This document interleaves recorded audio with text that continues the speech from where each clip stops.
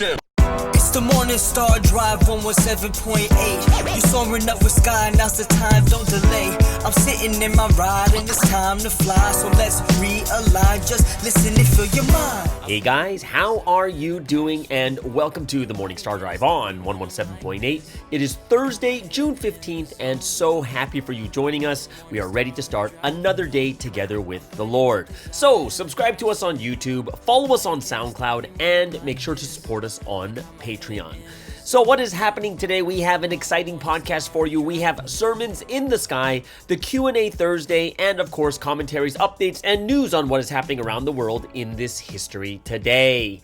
All right, everyone, how are you doing? And how was your Wednesday service last night? I hope you guys really enjoyed it, received a lot of grace and inspiration from it, things that you need to do for the rest of this week. If you haven't yet, go ahead and leave a like or a comment to build this community. Really happy for everyone joining us every weekday on the Morning Star Drive. So let's get up and support each other each and every day.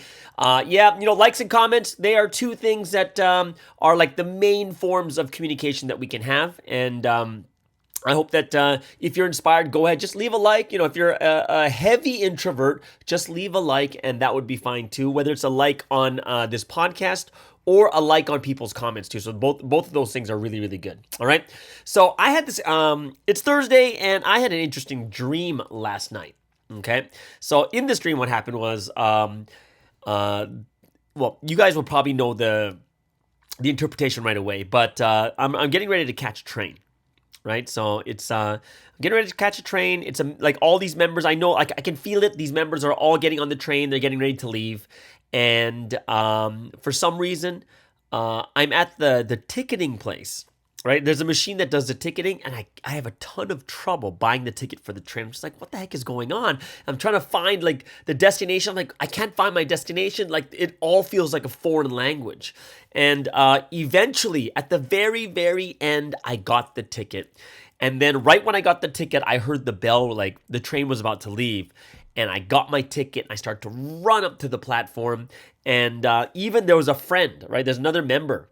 A friend of mine came down to get me. But in the end, we both ended up missing the train. And all I remember was right before I got up, I just remember, I need to catch the next train. And then I woke up. And of course, what time did I wake up? It was past pre-dawn. Right? It was past pre-dawn. And, obviously that's we know that this is like the interpretation of missing a train, right? But the great thing, the hopeful thing I liked at the end of this dream was there was another train to catch. It wasn't the last train where I couldn't get to my destination, which means for all of us here, if we miss the pre-dawn, we feel bummed out about it too. You just got to get up though. You got to get up and then take the next train, which means, just pray at the time that you wake up if you ever miss it. Like one thing I did learn, there's one time when I was I was doing missions work over there in the UK. And, same thing happened. I missed pre-dawn, right? I was devastated. And crazier part was on that day, I get a phone call from Korea. You know who called, right? And, when you think about this, I'm just like, what? Like, of all the days I have to get a call from Korea, back then it was KJS, it was Joan, right? And he's like going, hey, is everything okay? I'm just like, oh, I feel so bummed. Like, why do you feel so bummed? I was like, I miss free. Just like, hey, you can't, if you miss it, what are you going to do? Like, you can't go back in time to wake up earlier. You missed it, so what are you going to do next? And he says, you have two choices. Number one is you could just, be all bummed out all day, right? Be bummed out all day, just like, oh, God, I let you down. Oh, God, I didn't wake up for pre-dawn, right? And the one thing she said to me was, think about it like this. Imagine you miss something very important, like let's say your wife's anniversary or your wife's birthday, and you get to the house. Of course, do you think the wife's going to be upset? Absolutely going to be upset. There's a party at the house. You forgot a present. You forgot that it was her birthday and all these other different things. So you have two choices. You can either just be bummed out, sit in the corner, be depressed during the entire party. But what's going to happen if you do that? Well, then the wife also gets concerned, and the wife's like, oh, no, you can't feel like this. And then the wife is going to come and try to console you, right? But you're basically making the day even worse. Or instead, you could say, you know what? I'm not going to let this get me down. Let me get back up, and you become the life of the party and make sure that everyone's having a good time, right? He says in the same way, yeah, she was saying that when she missed pre-dawn sometimes too, because, she had a crazy schedule when she was living with Sunseam and stuff like that also, she would make up her mind to make God feel better during the day. And she would pray even more. She would sing even more. She would, give that, kind of like that. In Korean, there's a word called aegyo. Aegyo is like, kind of, I don't know what the right word is, but let's just say you're in trouble, but then the person acts really cute and stuff, and you just can't get mad at them because, if you have a child, they act so cute, and you're just like, oh, I can't get mad at this person. And then, it's like she would do that all day, right? So the day would be even better. And it's like, you got two choices, right? If you don't wake up for pre-dawn on time, you got two choices. You can either be really grumpy and really sad and depressed the entire day, or you can make the day even better and just pray more during the day. You can praise and do all these other different things too. And I think that's something that we have to realize is for us right now, yeah, even if we miss a train, guess what? We could take the next one, right? It may not be the same. The blessings may not be the same, but you know what? If we are the brides of God of this history, we're not here to bring people down. We're not here to bring God down. We made mistakes. We pick it up and we move. We move and do it again, right? So I think, it's something that all of us have to understand is just take the next train. Yes, it's not ideal, but take the next train. And it's so much better than just skipping all the trains and never getting to your destination in the first place. So it reminded me of that type of story. There's this interesting thing. Actually, not interesting thing. I'm actually really, really enjoying your comments these days on YouTube. I guess I'm being a little bit more crazier, but it's super funny. Especially coming to the comments about when I was talking about Malaysia and the Singaporean comedian and Interpol and such. I thought it was some of the comments out there are hilarious. But the thing that I find kind of weird is there is no comments from Malaysians. I think they're really mad at me. There's no Malaysians are leaving any comments about this Malaysian Singaporean thing. Oh, actually, well, there's Esther. Esther does leave it, but I don't think she talked about the comedian. But either way, yeah. Are there Malaysians? Are you upset? If you're Malaysian and you're upset, just leave the comment upset, Malaysian upset, right? And then, my apologies will come out, even, it was a joke. But apparently you guys can't take jokes and you could probably send Interpol after me. No, I'm just kidding, guys. I didn't mean that. I'm just saying. I just gotta dig. I'm digging my hole, right? I'm just digging it, right? So I'm sorry. I am sorry. Yeah, okay. So either way, yeah, remember, we're having fun. It's playful banter. I like it. And, even when I talk about girls and stuff like that, girls and guys, I'm a guy, so I'm pro guy, obviously, right? But I'm very thankful that there's Provipuff because Provipuff enables the girls to kind of return the playful banter, fire back, right? And talk in the way that they want to. So I'm thankful for Man Cave and Provipuff and for the Morning Star Drive that we're all able to kind of have this playful banter between sexes also, right? So, yesterday I had a great conversation with a friend. Very, very interesting, but I think a very good learning conversation we had. So, I texted this good friend of mine, and it just started off with a text message like, "Oh, how are you doing?" And then this buddy was telling me like, "Oh, I'm visiting another church for about a month." I was like, "Oh, that's kind of cool." And then I asked him, "He's like, oh, what's your role?" And the interesting thing is, they're like, I'm going to help with this, like male ministry, which is obviously very, very important and needed right now. And I asked what his mission was, and then he told me he's a minister. And this is something that I think that we need to clarify also, because it's something that, as we grow as an organization, it's something that we need to be able to discern between, right? And I think there's a huge difference between a mission and a title, right? Two different things. So minister, pastor, pre-pastor, those types of things are titles, okay? So that's a title.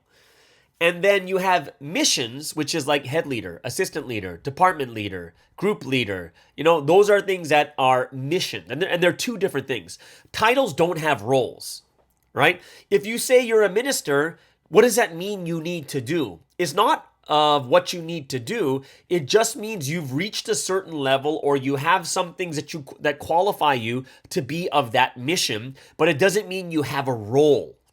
Right? It doesn't mean you have a role. It just means you have a title. You reached some level or something along that line. Like let me give you an example of myself. I'm a pastor, but I don't have a mission, which means I don't have any roles that I need to fulfill, like say for the church officially, right? Which means that when it comes to the church, I don't do anything, even though I'm a pastor. And that's why when people say to me like, hey, but you're a pastor. And I'd be like, yeah, missions and titles are two different things. If I don't have a mission, I don't do anything, right? I don't have anything that I'm responsible for, right? Only missions have roles. For instance, a head leader, what is that? What's the role of a head leader? It's like preaching, educating, lecturing, training new leaders, counseling. Like these are roles that they take, right? So, one of the things that I found interesting is because sometimes we confuse these two things. When we say that we're going to help as a minister, or we're just going to help, the real question is, what is your role? What is your mission while you're there? Or else it becomes way too general. And then when things are too general and you don't have a specific role that you should be doing, you end up doing things you don't want to do, or things that are not part of your actual role, right? Like when I was a head leader, if I don't have a list of things that this is my role, I end up doing things like ordering, what I do, I order church supplies. I'm the one that checks out the internet and does those different types of things when it shouldn't be me. Yes, it's important to the church, but it's not my role, right? So when you have a list of roles, you'll know what you should do and what you shouldn't do. And a lot of times you're going to find that people with missions, if there's not these set roles that people know exactly what they're supposed to do, people end up like stepping on each other's toes. They're doing what other people should be doing, which causes a lot of fighting within the church, right? And that's why we definitely have to know what our roles are. What is my mission that I'm going with? What is a specific thing that I should be doing to help? So let me give you a good idea of like for instance, if I went to a region for a month. This one time I went to Houston, right? And I went to visit there. I think I went for like a month or so. And what happened was they wanted me to lecture. So these big groups. So on campus, I would have these 2 lectures, and we would spend the time on campus inviting people to the Bible lecture. And I had those 2 events, and that's exactly what I was supposed to do, right? So I knew exactly what my role was. It wasn't to clean the church. It wasn't to do this or that. Those are all extra things I do in my own volition. However, I have an exact role that I know I'm going to do, right? I'm going to preach. I'm going to lecture, right? And bring people to that lecture. However, here's the thing.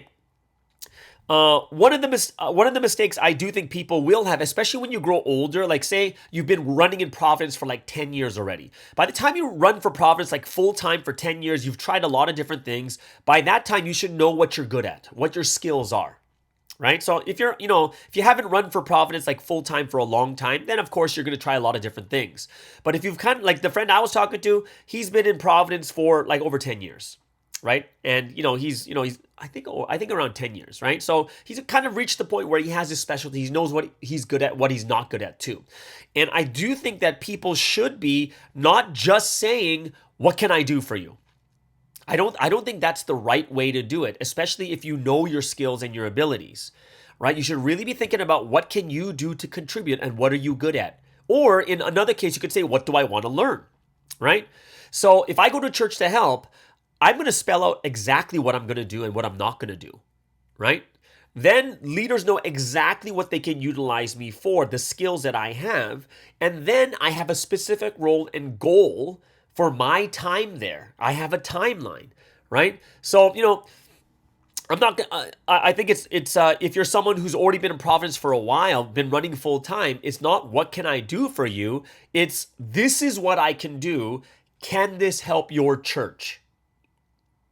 And that's the wisest way to do it, right? It's a very, very wise way to do it. Like I know some and a lot of people might think to themselves like, why do I keep saying like? People are going to think to themselves that if I go there, I need to help with evangelism. I need to help with something that to do with something spiritual. And the answer is no, you don't. Some people think it's going to be something spiritual, but you don't have to do it. I've seen people, like an elder from Korea, come to New York when I was head leading.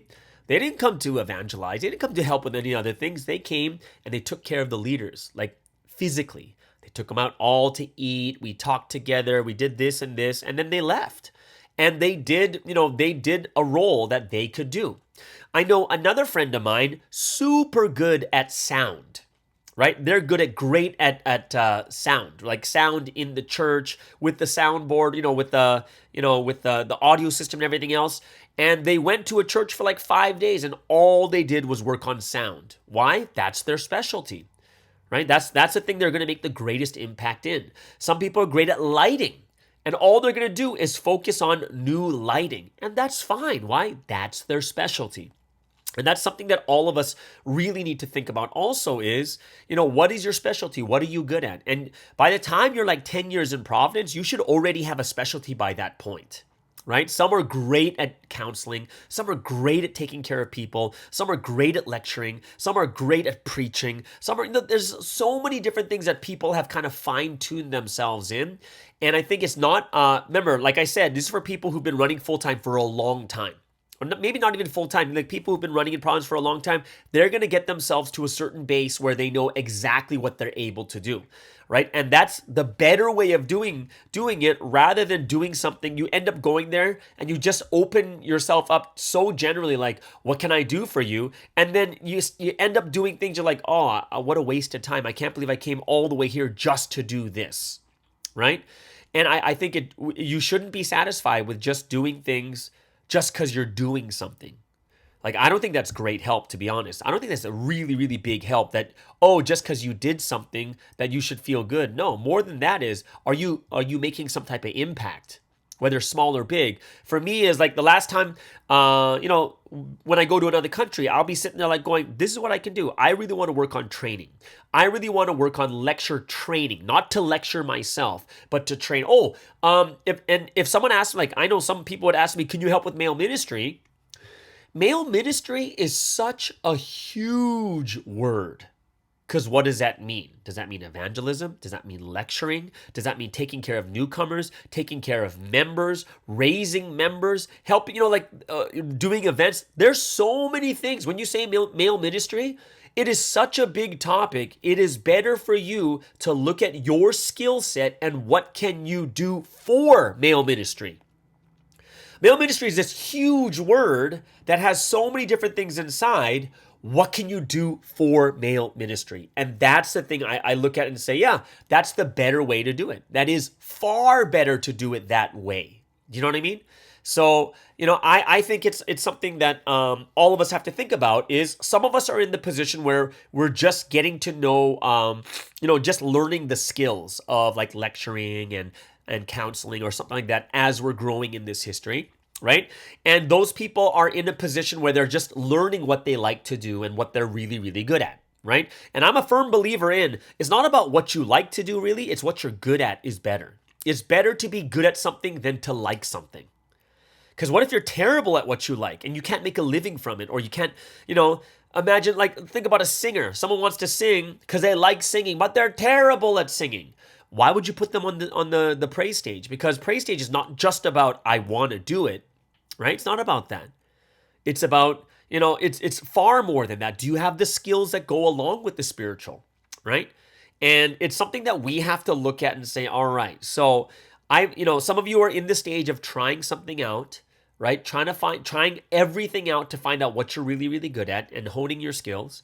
Some people are at the level of honing their skill that they really, really are good at. And then some people are like myself. I've been in Providence for like 25 years now.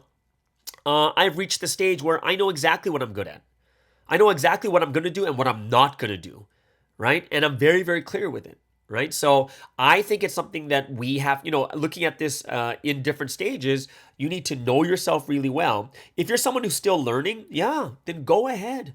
Go to if you're visiting another church, try everything. Keep doing it, seeing how you're doing, how you can get better at certain things. If you're in the middle stage where you know what you're good at and you're honing those skills, go to another region and tell them, I want to hone this skill. I want to be a better preacher. I need someone to teach me about preaching or whatever it is. Or we go to the final stage where I'm at is I know exactly what I like to do. I know what I'm good at. And because I know I'm good at it, I'm going to only do those things, right? So, I found that to be a very, very refreshing conversation. I think it's something that we have to start thinking about much more clearly, like what's the next step, right? And it has to do with are you visionary, right? Visionary is you see far beyond what you're doing right now. What is it leading towards, right? So look at what you're doing. What's it leading towards? Or are you just there because you need to fill in time for 2 months or whatever it is, right? So it's the same thing. I think it's something that we all have to start thinking about is, title is, and I have a ton of things to say about titles. I've just seen so many mistakes when it comes to titles. What does that mean? Mistakes just meaning, some people think that title only has to do with merit, and that's incorrect. I don't think it's just about character. I mean, just about merits, how many people you evangelize. Just because you evangelize so many people, you become, say, a minister or something like that. I don't think that's true. I don't think that's right. And then on the flip side, I don't think it's all about character either, because you need to have some type of merit. You need to have a bit of both.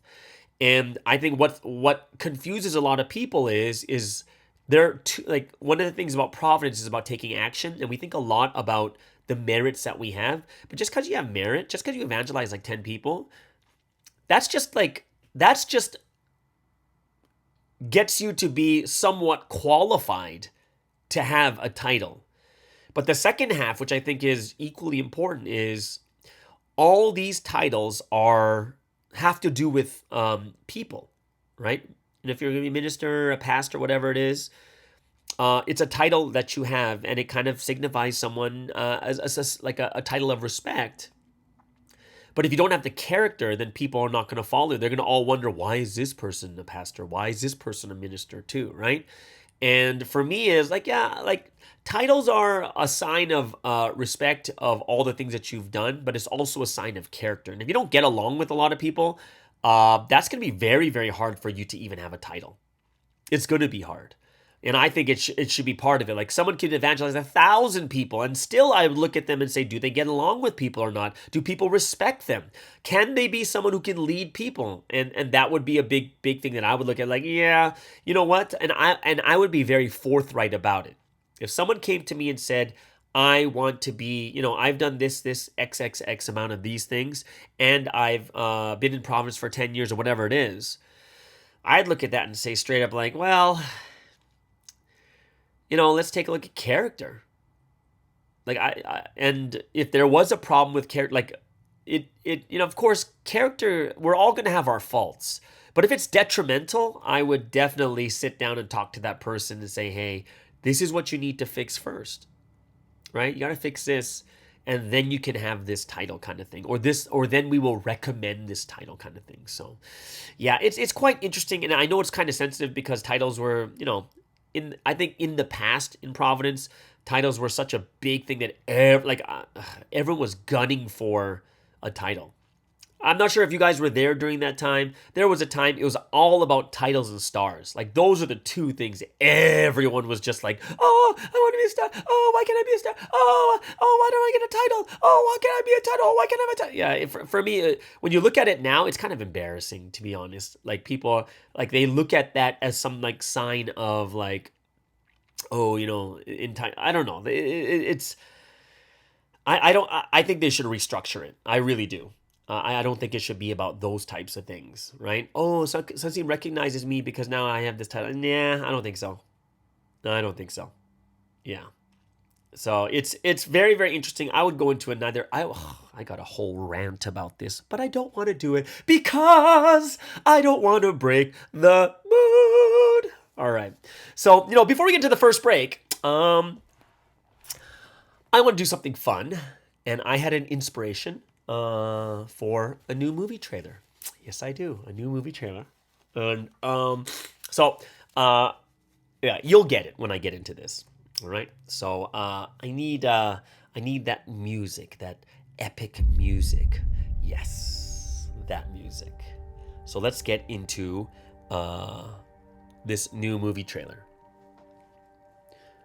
A long time ago, in a galaxy far, far away, in the remote, untouched planets of the Dagobah system, there was a boy who learned the ways of the Force, who vowed to protect the people of the universe from the evil empire. He trained with his master until there was nothing left to be trained. But before he went off, his master said, "Ooh, training there still is, but I cannot do. You must fight this on your own." He did not know what that meant, but when he arrived, he went to the local canteen, and then he understood. He saw everyone pouring sugar into their coffees.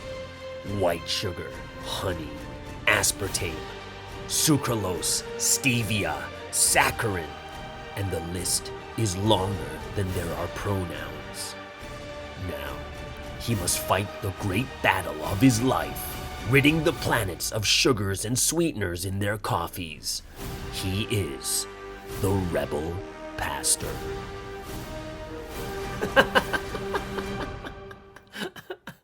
So stupid. Let's get into our first break.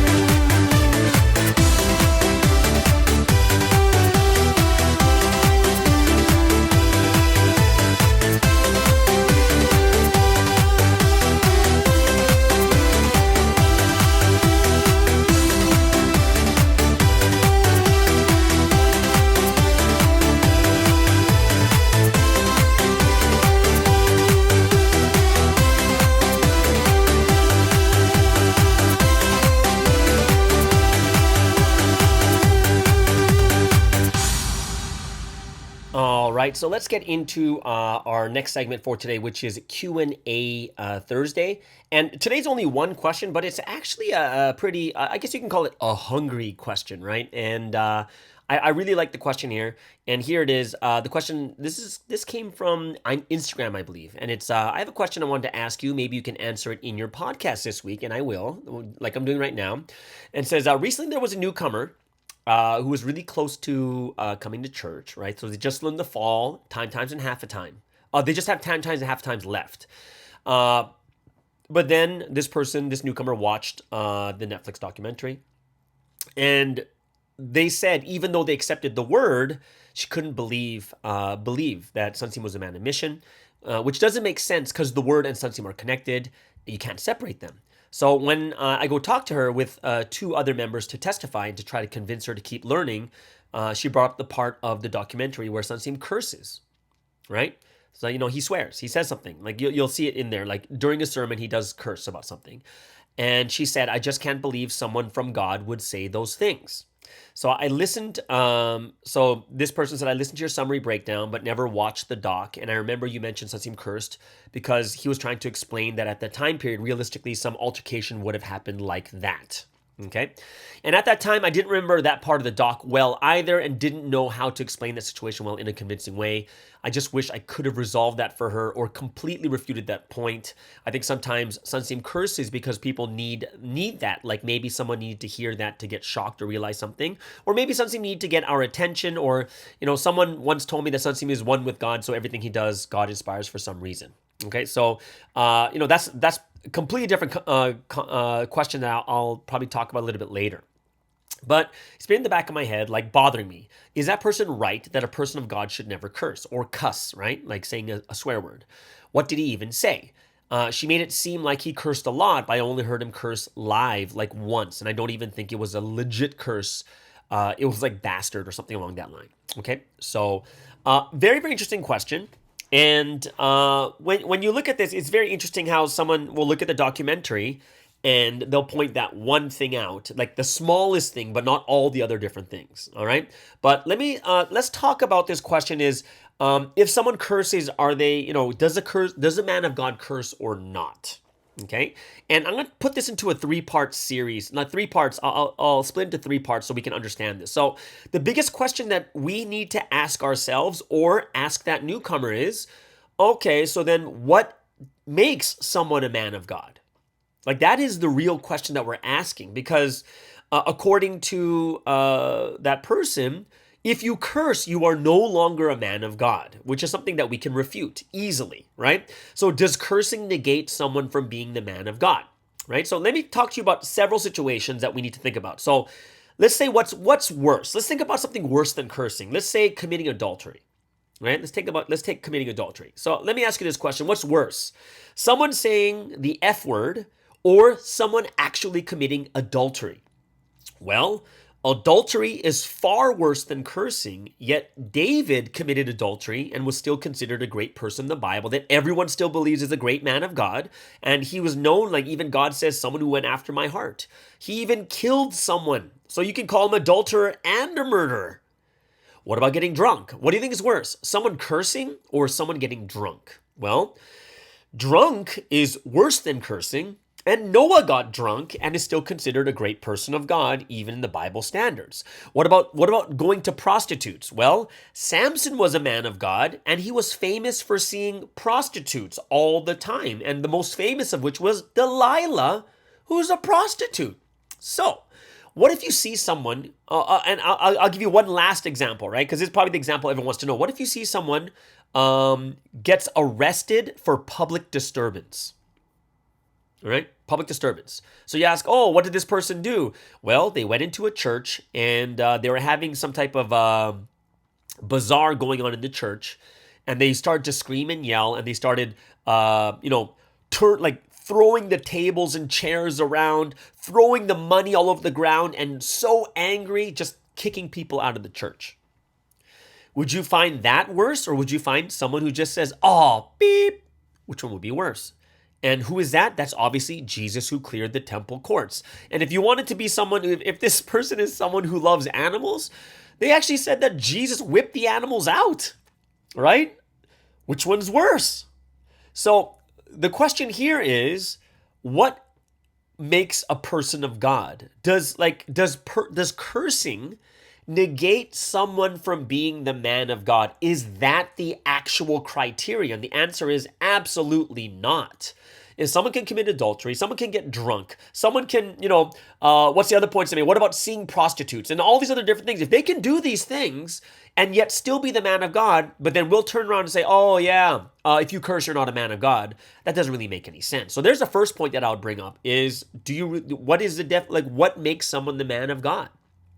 The next point I'm going to make is going to be a little bit more biblical, and I'm going to take some more proofs into, are there people that cursed in the Bible or used vulgar words? All right. So let's first start off with 1 Corinthians chapter 4, verse 13.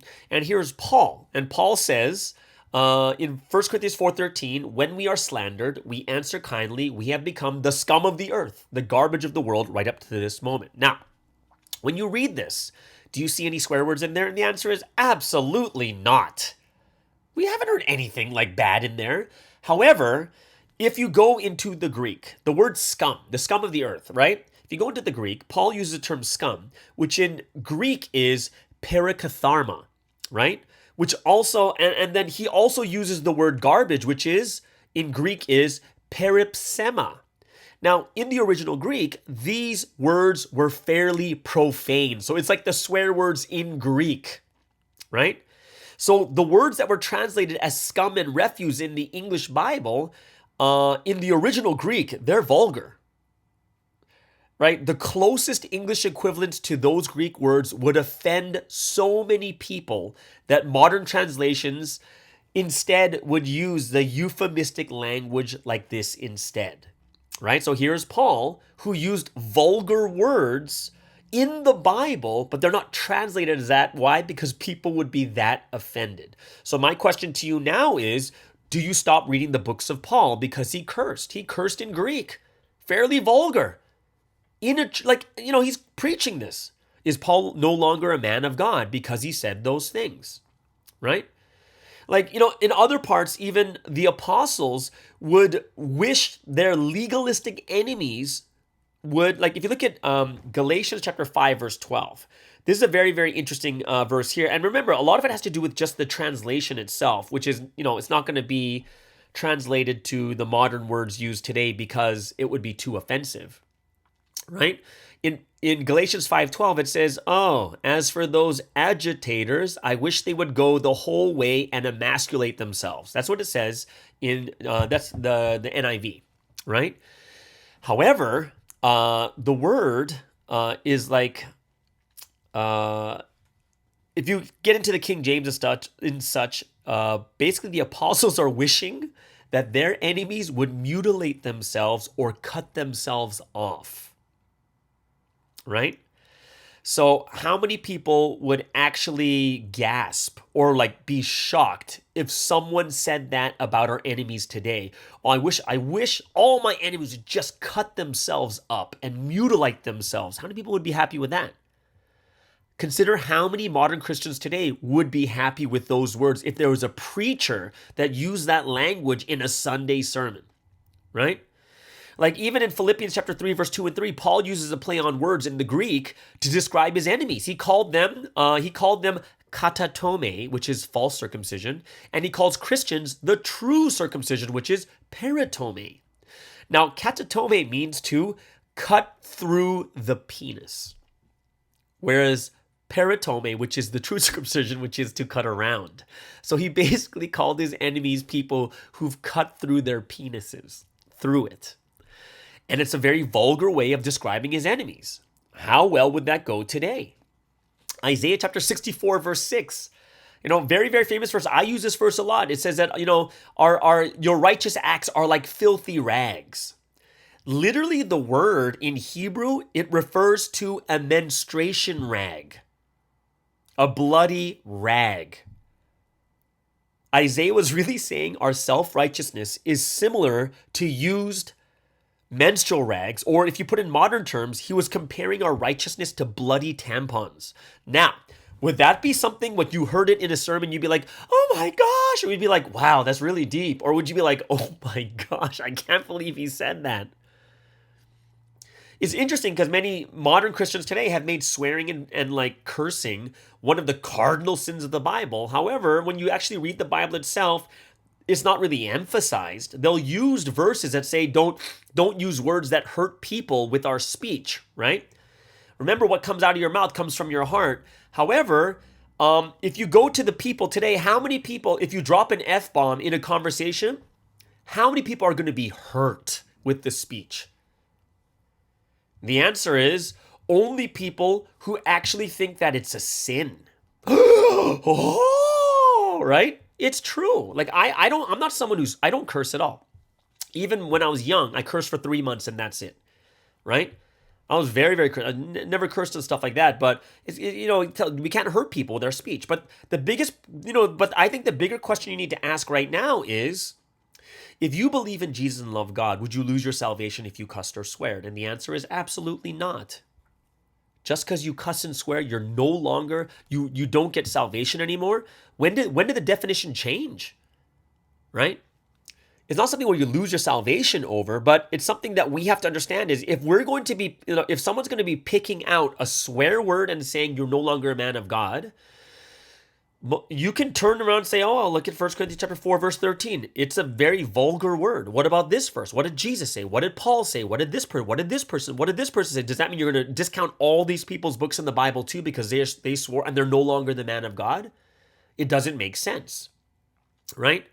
And like, I explained, like, if you look at the context of even how Paul talks about these vulgar words, it's something where you have to understand context first. And that's why one of the good things we talk about is what is the context of Sunstein speaking in Netflix? What is are you upset because he cussed? Or if you're just upset because he cussed, which basically means that 100%, if someone cusses, they're no longer a man of God, which might include pastors and such. And I've heard pastors swear before too. But does context matter? Does context make a difference? If someone swears in context, does it make a difference? Or is it just because you cussed? Because if you're just, if you don't even, like someone watched the Netflix, they don't even know the context of why he was cussing, but it's just the fact that he was cussing, you should actually kind of go against Jesus too. You should go against Paul, Ezekiel, Moses, Isaiah, all these people. Like even Jesus, the closest he comes to swearing in the Bible is Matthew 5:22. He tells people not to call others fool or raka, right? Which is a word that is rude back then at that time. So do you think if someone uses a word that is considered rude, but here's Jesus just explaining the word, like please don't call people this, and he actually says it, right?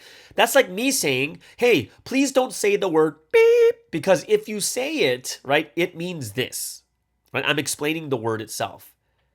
So do you think if it's just about the word itself, and Jesus even used a word like raka, does that mean that it's bad, or do you have to put it into context? Like, no. Jesus was explaining that you shouldn't say words like that. You shouldn't, right? Which is that context makes a difference.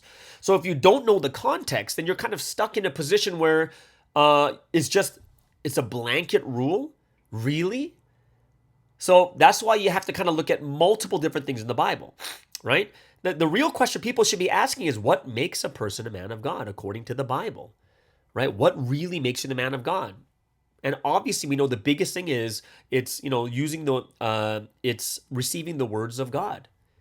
Right? But if cussing disqualifies you, then God doesn't disqualify those that commit adultery, murder, getting drunk, causing public disturbances by turning over tables and screaming at people to get out of the temple, doesn't that sound like hypocritical?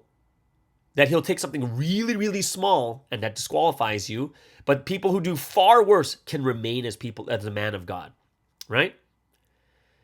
Like, and like I said before, what about the people in the Bible that already used curses and vulgar words? We just didn't know how vulgar or bad they were because we just don't know Greek or Hebrew culture. And those are a couple things that we do need to take into consideration. And if we don't take those things into consideration, we kind of lose the whole point.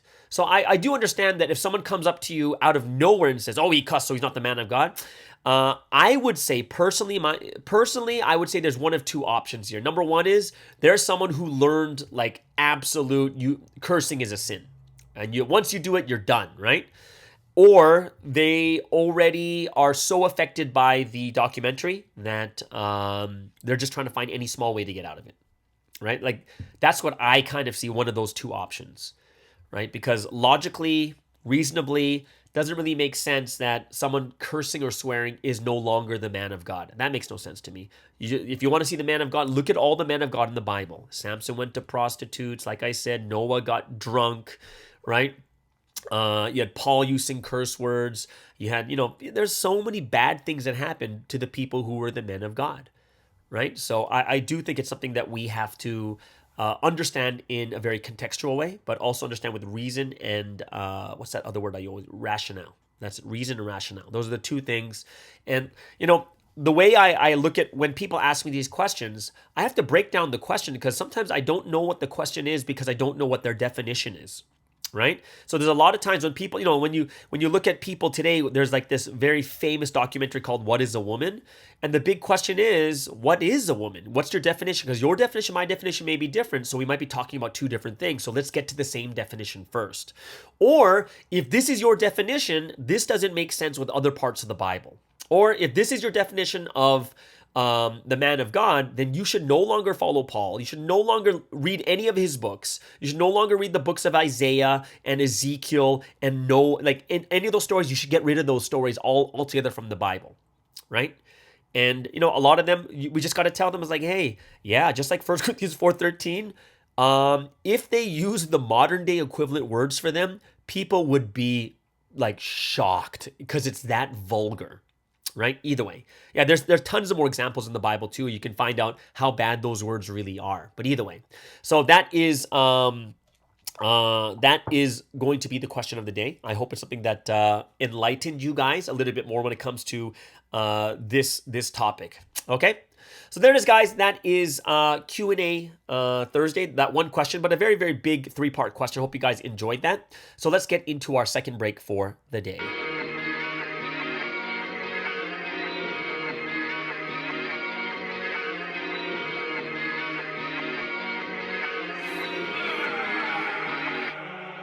Yeah, rise up to the challenge, armed with the word in action, belt to the truth, fasten, shield of faith in one hand, sword of the spirit I'm slaying, no mercy I'm praying, everyone thinks I lost, but now I'm turning Super Saiyan, I gotta be new, gotta be great, I only gotta win this thing, fixing mistakes, fix who I am, all I wanna do is change, gotta be brave, gotta be tough, no more time for delaying, it's just training, all those times of pain, off, pushing my limits, only with God, I'm trying to be better, I'm trying to feel God, enemies watching, they want you to fall, but you have to be better, you have to give it your all, every day I make myself, but I know it's not easy, this is the life I chose and I know my spirit's breathing, the battle has only begun and I may take damage, but if I fall, all I know how to do one thing, rise up to the challenge, armed with the word in action, belt to the truth, fasten, shield of faith in one hand,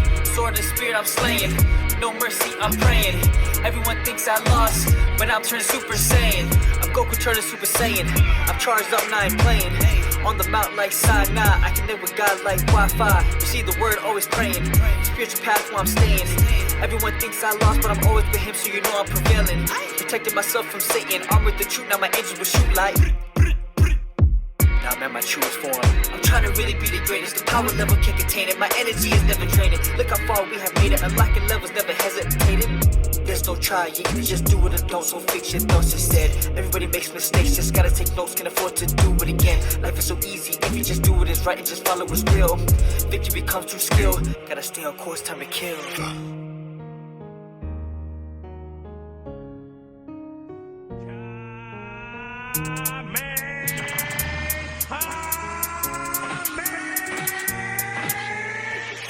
time to rise and shine. Thinking of the past and never forget. God is Lord, by your side, holding your hand, dry your eyes. Trust in the Lord every night and day. He'll never let you go, don't fall away. Be bold, be brave, and with all your heart. Love the Lord to the end of time. Rise up to the challenge. Armed with the word in action. Held to the truth, fasten. Shield of faith in one hand. Sword of the spirit, I'm slaying. No mercy, I'm praying. Everyone thinks I lost, but I'm turning Super Saiyan. So let's head into the last segment for today. And of course, every single Thursday, we do have sermons in the sky. And I had some thoughts about this year's theme, especially when it came out in the Wednesday Pre-Dawn Live message. It made me think a lot about this year's theme. So let's get into today's sermon. So when we look at this year's theme, to fulfill things while evangelizing, it really feels like such a strange theme that God would have evangelism knowing what would happen this year. It almost feels like we should all just take a break this year and just chill and relax and make it through this year. Like, things are bad. Like, the most craziest things have happened, that it makes us feel that it would be impossible for evangelism to happen at all. Like, doesn't it feel like, can we really evangelize in this moment? Aren't we just going to waste our time trying to find people? Then eventually they leave because they watch the news or Netflix and then turn away in the end anyways? Because I was thinking about this too. Just trying to figure out the direction of this year. And if anything, I thought this year was a year of impossibilities. Like, what does that mean? Like, things that have happened this year, I thought were impossible. Like, they would never happen. But everything is happening this year, right? All the impossible things have happened at the same time. And now we're dealing with 10 different things. And, now we're told to go evangelize during this time. But if you think about it, there's one thing that this year is teaching us. It's teaching us that nothing is impossible. And of course, this may seem kind of counter to what I'm saying, but look what happened in March. Wasn't that impossible in our hearts and minds? All that's happened in March? Or another trial happening? No one thought that was going to happen again. We thought this was over. Think about the Whitestone Church, supposed to be the powerful, strong church. But, that church has gone through so much turmoil and they've split up. That was impossible, but it happened. All these trials and things, we're like, whoa, never have we ever thought that something like this would happen. So many impossible things have happened this year. And though a lot of these things are negative, it was something that was impossible, inconceivable in our hearts and minds. But what does that tell you? It tells you that all the things that you thought were impossible can actually happen. We were so 100% in our minds that any of these things happening could happen, but it did. And it shows that the biggest problem that we have right now is in our hearts and our minds. It's all up there. If you think about it, in this turmoil, do you actually think, here's one thing that's amazing is, a good thing is, in this situation we're in right now, did you ever think that people who left would start coming back to this history? No, you'd actually expect these people to come back in the good times, not now, but they are. People are growing stronger in faith because of this time. But we think that in our hearts and minds, that people would be so affected by it that they would be worse in faith. But many are being strengthened. It was impossible, but it's not. Why? It's in your heart and your mind. In this worst, in the worst location of slander and controversy, which is in Seoul, Korea, they're still having passing ceremonies. Still, even though all these things are going on. The biggest issue that we have to deal with right now is actually your thoughts. Your thoughts, your heart, your mind, it has to change. we've reached a certain point that many of us have become like scared and fragile. And we worry about what people will think, right? Oh, will people even come to this? Oh, we should stop evangelism. We should stop this, but that's this year's theme. We think it's impossible. But in the end, we are called to have absolute faith and trust in God. Very famous verse, Philippians 4:13. I can do all things through him who strengthens me, who gives me strength. Mark 10:27. With people it is impossible, but not with God, for all things are possible with God. Faith starts in the heart and the mind. And the moment you lose and you get discouraged and you get doubts in your heart, you begin to lose your faith. Then you start to really believe that things are impossible. You'll start to believe that nothing can really happen now. We might as well just sit and do nothing and just take care of my own life instead. It starts in the heart and the mind. Your thoughts have to be strengthened so your faith will continue to trust and hope in God. Who is God? He is the almighty and all-powerful God. He's the one that's been taking care of us completely since the beginning. And especially when it comes to evangelism, which is the will of God, which is the saving of lives, that is something we truly have to have faith in and believe in. If you think about it like this, is it going to be hard? And the answer is absolutely. It's going to be hard to evangelize. But was evangelism ever easy? Was it ever that easy? And the answer is no. Even when there wasn't tribulation, people were struggling to come to this history. It was never easy. It took effort and enduring love. And right now too, when we go out in this difficult time, it's not going to be easy, just like it wasn't easy before. It's not going to be like all of a sudden people are going to fall into our laps and then they're just going to start believing because we say one word or one prayer. Evangelism's always required effort. It's always required perseverance and enduring love. It's never been different. And when we truly put God as the center and make God involved with all these things happening, it's going to work. Now, what does that mean it's going to work? It doesn't mean that the first person you find is going to get evangelized. Remember, people have free will, and we're out there trying to find the people who are ready.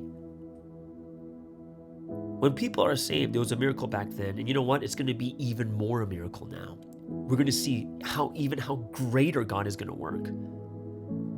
See, one of the great things of doing like evangelism and doing these amazing things in times of tribulations and difficulties is that when things were good, one of the biggest problems we face is we think that we did it ourselves and we don't thank God as much. But right now, what is so amazing right now is this is such a great time that it's going to be hard, but we know we have no other choice but to say it was God that did it. To see someone pass in this situation, we know it's absolutely God. The most difficult times is when we see God the most. It's going to be powerful. We're going to see God in this time of darkness. And I'm not saying do things without wisdom. You got to do it wisely, but we got to do it. God is waiting to do miracles at this time. He's waiting to show us signs and do things that we thought were impossible. But where were they impossible? Only in your own thoughts. He's waiting for us right now. We got to get up. We got to take action, no matter how difficult it is. And especially in difficult times, just to stay in the same spot, you got to do more. When it's difficult, you got to do more, not less. Just to stay in the same place as you were in the past. Think about during the time of the pandemic when people were losing their jobs and such, you had to work harder to make more money. You got to put in more. In our hearts, we think that it's difficult, we should do less. No, the answer is you need to do more than we did before just to stay afloat. We have to open our hearts to God even more at this time. Look at 2023. We've already seen so many things we thought never would have happened, good and bad. And this is why I urge everyone, understand that those who wait until the end of 2023 will also receive blessings beyond what we thought would happen. Everything has an ending, even darkness. But don't catch yourself doing nothing to prepare for the time of blessing. The day will come, the sun will rise. You just got to make it through the night. All right. So that is today's sermon of the week, Sermons in the Sky. I hope you guys really enjoyed that. I hope everyone has an amazing and awesome Thursday, and we will see you again tomorrow on the Morning Star Drive on 117.8. It's the Morning Star Drive 117.8. You soaring up with sky, now's the time, don't delay. I'm sitting in my ride and it's time to fly. So let's realign, just listen and fill your mind. I'm burning with desire and the passion. Nobody can stop me when I'm like this. I got my head in the zone, you know. I'm on the Morning Star Drive, you know. I'm burning with desire and the passion. Nobody can stop me when I'm like this. I got my head in the zone, you know. I'm on the Morning Star Drive.